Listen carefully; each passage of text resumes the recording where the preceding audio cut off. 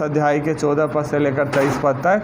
और ये वो पोर्शन है, एक खंड है लूका रचित सुसमाचार का, जहाँ पर प्रभु भोज की विधि को लिया गया है और सब जो फसह का त्यौहार है उसकी तैयारी है, और यीशु मसीह वहाँ पहुँचे हैं, उनके चेले हैं, और ये प्रभु भोज जो उन्होंने दिया है, मतलब फसह लिया है, चेलों को दिया है और बोला है कि अब तुम इस चीज़ को तब तक मनाते रहो जब तक मैं फिर तुम्हें ले जाने के लिए नहीं आ जाता। उनके यादगारी में इसको करने की बात करी गई। आज थर्सडे है, पैशन वीक है, और इसी बातों पर हम लोग थोड़ी देर मनन करेंगे।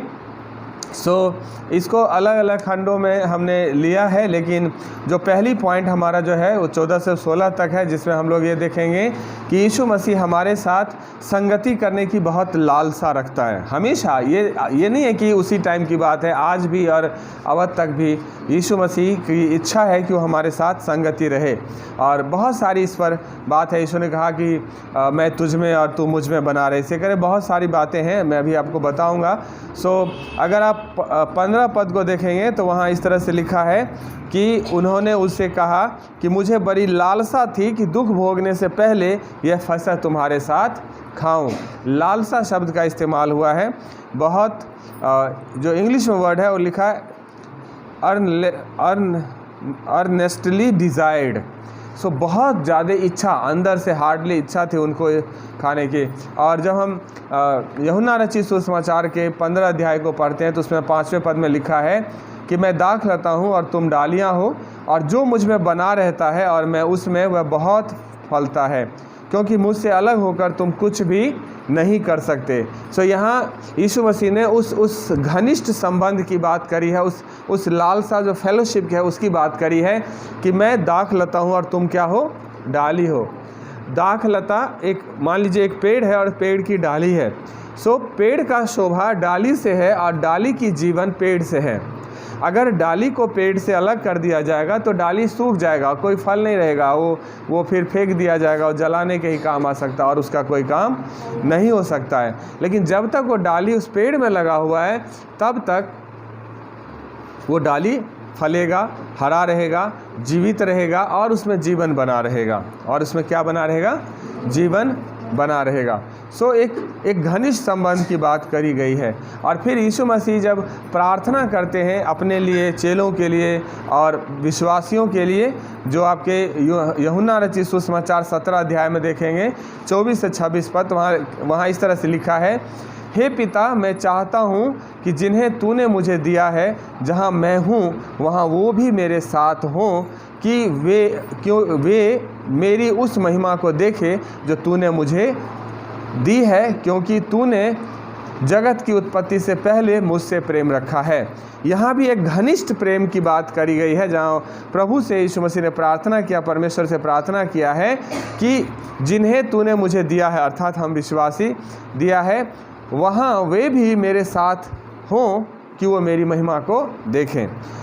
यीशु मसीह पिता परमेश्वर से प्रार्थना करते हैं कि जहाँ पर मैं रहूँगा, जो महिमा आपने मुझे दिया है, जो सारे अधिकार आपने मुझे दिया है, जो राज्य आपने मुझे दिया, उस राज्य में जब मैं जाऊँ तो ये जो सब कुछ छोड़कर मेरे पीछे हो लिए हैं, ये भी वहाँ पर क्या हो, मेरे साथ रहे और उसको देखे।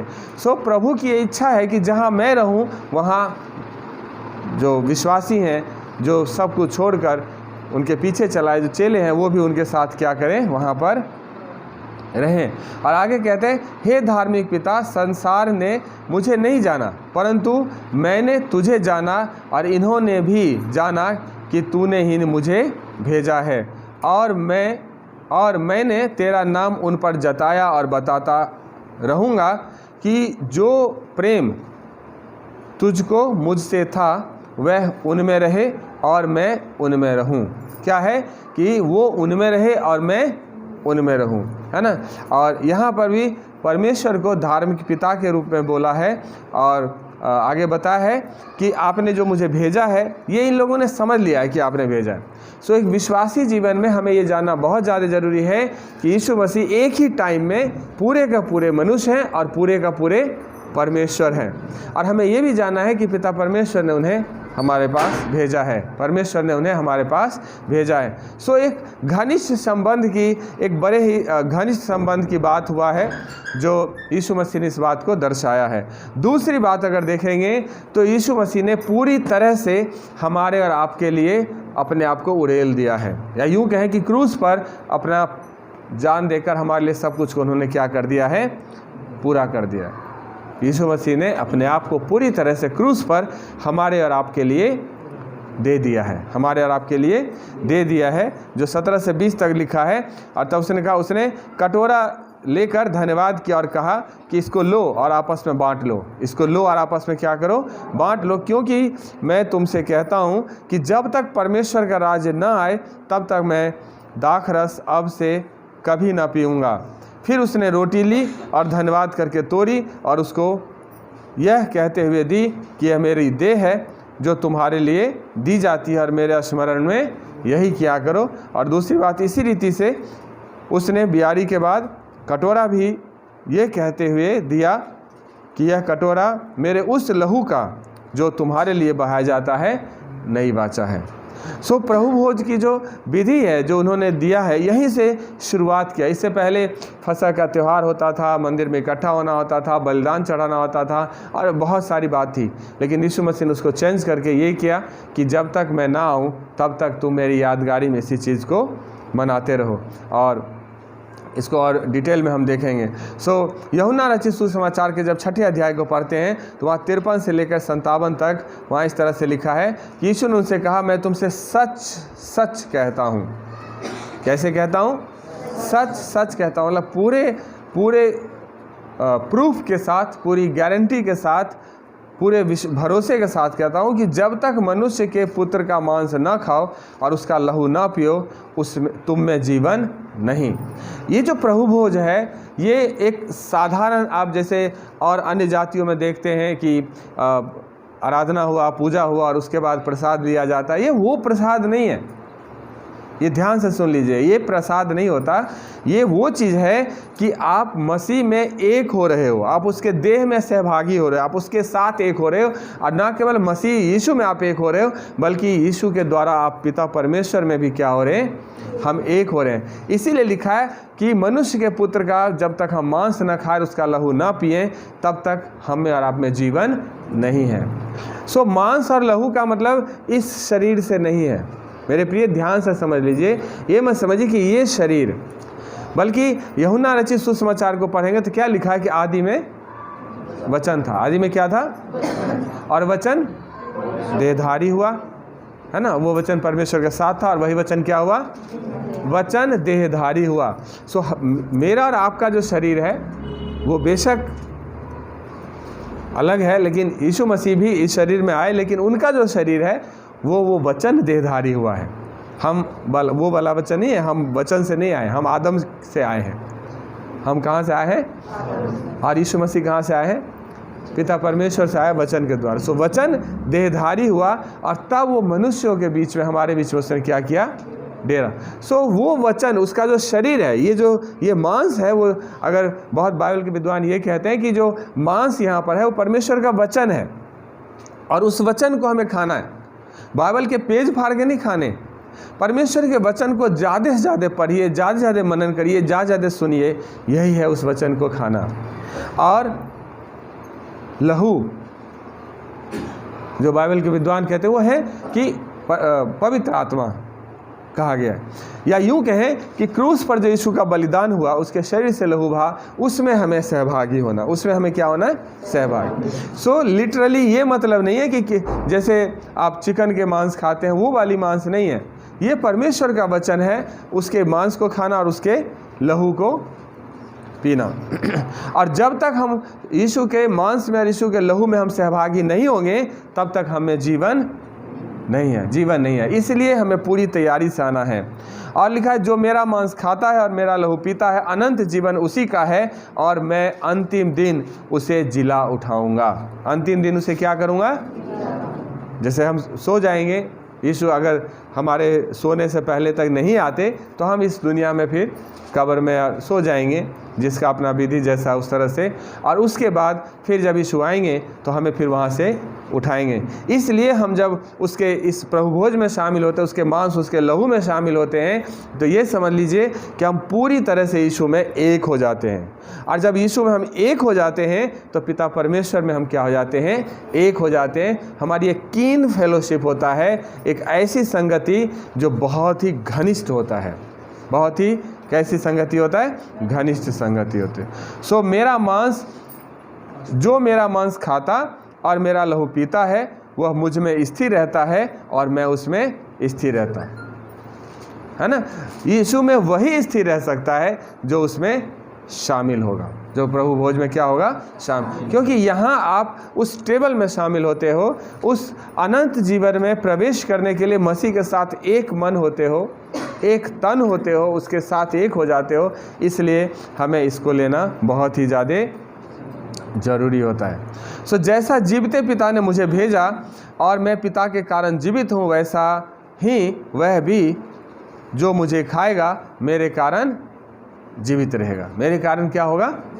सो दूसरे खंड में आपने अच्छी तरह से समझ लिया होगा कि हमें एक विश्वासी होने के नाते, एक मन फिराए हुए लोग होने के नाते, एक मन फिराकर हमने बपतिस्मा लेकर जब प्रभु में चलने की, हम संसार को छोड़ा, संसार के लोभ लालच को छोड़ा, दुनिया के हर चीज़ को छोड़कर प्रभु को हमने अपने जीवन में जब पहला स्थान दिया और हम यीशु के साथ सहभागी हुए, उसके मांस में सहभागी हुए, उसके लहू में सहभागी हुए, तो हमारे लिए बहुत ज़्यादा ज़रूरी है कि हम पूरी रीति से मन फिराकर उसके साथ साथ चलें, ताकि अनंत जीवन में हमें प्रवेश होने में कोई रुकावट नहीं होनी चाहिए। एक विश्वासी होने के नाते, एक मन फिराए हुए विश्वासी होने के नाते, एक बैप्टाइज्ड बिलीवर्स होने के नाते हमारे लिए प्रभु भोज में शामिल होना बहुत ही ज़्यादा ज़रूरी है और बहुत ही महत्वपूर्ण है।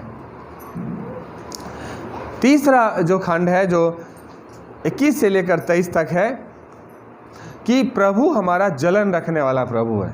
कैसा प्रभु है? जलन रखने वाला प्रभु है। जो यहाँ इस तरह लिखा है, पर देखो मेरे पकड़वाने वाले का हाथ मेरे साथ मेज पर है, क्योंकि मनुष्य का पुत्र तो जैसा उसके लिए ठहराया गया है जाता ही है, पर हाय उस मनुष्य पर जिसके द्वारा वो पकड़वाया जाता है। तब वे आपस में पूछताछ करने लगे कि हम में से कौन है जो ये काम करेगा, जो ये काम करेगा, अर्थात उसको पकड़वाएगा। ऐसा हमें से कौन है। वो आपस में 12 चेले बातचीत करने लगे जब यीशु मसीह ने बात दिया। लेकिन हमें जो समझना यह है कि हमारा प्रभु जलन रखने वाला प्रभु है। कई बार जलन के हम बड़े गलत मीनिंग निकाल लेते हैं। जैसे हम लोग लड़ाई झगड़े करते हैं तो आपस में जलन रखते हैं ना, ये वो वाला जलन नहीं है। ये जलन प्रेम वाला जलन है। एज फॉर एग्जाम्पल, अगर मान लीजिए कि आप 2 जने में बहुत प्रेम है, आप 2 जने में बहुत ज़्यादा प्रेम है, या ऐसे समझिए कि पति पत्नी है, पति पत्नी में बहुत प्रेम है।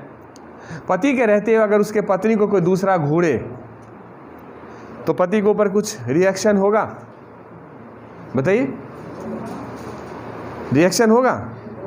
उधर से कह रहे फाइटिंग होगा, होगा ना रिएक्शन। मतलब ये है कि वो पति नहीं चाहता कि उसके पत्नी को कोई और देखे, क्योंकि वो पति अपने पत्नी से बेहद प्रेम करता है और इसलिए वो नहीं चाहता कि किसी और की बुरी नज़र उस पर पड़े, है ना। परमेश्वर ने हमसे बेहद प्रेम किया। परमेश्वर ने हमसे इतना प्रेम किया है, इतना प्रेम किया है कि परमेश्वर अपना इकलौता सबसे प्रिय पुत्र को क्रूस पर हमारे और आपके खातिर दे दिया। सो जब परमेश्वर ने इतनी बड़ी कुर्बानी चुकाई है, इतनी बड़ी कीमत चुकाई है हमारे और आपके लिए, तो परमेश्वर नहीं चाहता कि आप परमेश्वर को छोड़, प्रभु यीशु मसीह को छोड़ कहीं और आपकी नज़र हो, कहीं और आपकी नज़र हो। इसलिए वो जलन रखने वाला परमेश्वर है। और इस बात को आप बेहतर तरीके से समझेंगे अंतिम दिनों में। जो अंतिम दिनों में लोग जो मन फिराकर आ गए हैं वो तो बच जाएगा, लेकिन जिन्होंने परमेश्वर के इकलौते पुत्र को रिजेक्ट कर दिया है, उसको नहीं माना है, उसके लिए जो सज़ा है, गुनाह है, वो बहुत भयंकर है ना। सो परमेश्वर हमारा जलन रखने वाला परमेश्वर है। परमेश्वर ने एक बड़ी कीमत हमें बचाने के लिए दिया है। परमेश्वर हमसे बेहद प्रेम करता है और इतना प्रेम करता है कि वो नहीं चाहता कि आप परमेश्वर को छोड़ किसी और पर अपना मन लगाओ। इसलिए वो जलन रखने वाला परमेश्वर है। जब हम इस प्रभु भोज में शामिल होते हैं तो हमारे लिए बहुत ही ज़्यादा ज़रूरी है कि हम इस प्रभु भोज में मन की सिधाई से शामिल हो, अनुचित रीति से शामिल ना हो, प्रभु के शिक्षा के अनुसार हमारा जीवन हो, और एक नाम से हम यीशु का, एक हाथ में हम यीशु को थामे और एक हाथ में संसार के किसी और को थामे, तो ये बहुत ही गड़बड़ है। 12 चेले यीशु मसीह के थे, जिसको प्रेरित हम बोलते हैं। उस 12 चेले में यीशु मसीह ने 12 को प्रभु भोज दिया, लेकिन वचन में लिखा है कि जैसे ही रोटी भिंगाकर यहूदा इस्करियोती को रोटी दिया, त्यों ही शैतान उसमें, और 11 में क्यों नहीं शैतान समाया? उस एक में ही शैतान क्यों समाया? क्योंकि उसका हाथ 2 तरफ था। एक तरफ तो यीशु के साथ है और दूसरा वो संसार के दौलत के साथ है। एक तरफ तो प्रभु को, यीशु को भी अपना प्रभु मानता है, और दूसरी तरफ उसके जीवन का प्रभु पैसा है। और मेरे प्रिय, हम सब जानते हैं प्रभु यीशु ने कहा है कि कोई भी इंसान 2 स्वामियों की सेवा नहीं कर सकता। एक से मिला रहेगा और एक से क्या रखेगा? बैर रखेगा। एक तरफ तो वो यीशु मसीह से मिला हुआ है और दूसरी तरफ शास्त्री फरीसी से भी क्या है? वो मिला हुआ है। शास्त्री फरीसी से भी क्या हुआ है? मिला हुआ है। अनुचित रीति से हमें प्रभु भोज नहीं लेना है, अनुचित रीति से प्रभु भोज नहीं लेना है। और संत पौलुस ने जब अपनी पत्री लिखा, पहला कुरिन्थियों 11 अध्याय, तो उसमें उन्होंने स्पेशल इंस्ट्रक्शंस दिए हैं, जिसमें से कुछ पद मैं आपको बताना चाहूँगा। 27 से लेकर 31 तक है, इसलिए ध्यान से सुनिएगा। इसलिए जो कोई अनुचित रीति से प्रभु की रोटी खाए या उसके कटोरे में से पिए, वह प्रभु की देह और लहू दोनों का अपराधी ठहरेगा। मेरे प्रिय, मैं फिर से दोबारा दोहराता हूँ, ध्यान से सुन लीजिए। आप लोग नोट कर लें, बेशक घर पे पढ़ सकते हैं। पहला कुरिन्थियों 11 अध्याय 27 से लेकर 31 तक, जिसमें इस तरह से लिखा है, क्योंकि जो कोई अनुचित रीति से प्रभु की रोटी खाए या उसके कटोरे में से पिए, किस रीति से? अनुचित रीति से, वह प्रभु की देह और लहू दोनों का अपराधी ठहरेगा। दोनों का क्या ठहरेगा? उस ब्रेड का भी अपराधी है और उस वाइन का भी अपराधी है। इसलिए बहुत ज़्यादा ज़रूरी है कि अपने मन को सही से जांच लें, परख लें, अपने दिलो दिमाग को चेक कर लें कि क्या हम सचमुच यीशु के साथ चल रहे हैं या नहीं, या हम आज भी यहूदा इस्करियोती की तरह चल तो रहे हैं यीशु मसीह के साथ, लेकिन ध्यान है कि जल्दी जल्दी यहाँ से छूटें ताकि वो मुहर लेकर के 30 चांदी का सिक्का लेकर के आए। अनुचित रीति से नहीं होना चाहिए हमारा जीवन, है ना। इसलिए मनुष्य अपने आप को जांच ले और इसी रीति से इस रोटी को खाए और उस कटोरे में से पिए। मनुष्य सबसे पहले अपने आप को क्या करें? सबसे पहले क्या करें? जांच लें। जांचिए कि जो वचन आप सुनते हैं, हर शुक्रवार को, हर संडे को आप वचन सुनते हैं, क्या उस वचन के अनुसार आपका जीवन चल रहा है या नहीं चल रहा।